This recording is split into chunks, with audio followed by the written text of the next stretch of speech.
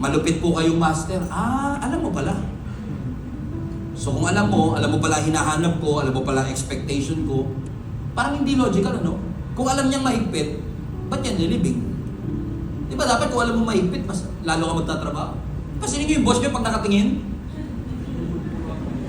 yung trabaho mo pang overtime eh.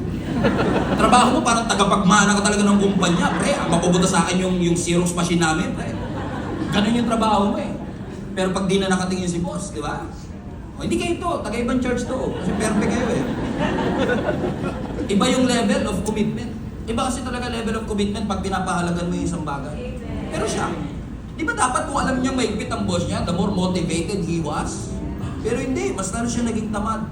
He's too lazy to work with what he has. Kasi kaya niya-expect niya yung 5, dapat doon ako eh. Yung 2, doon ako eh. Eh ako, isa lang naman yung akin. Konti, aantay na lang ako.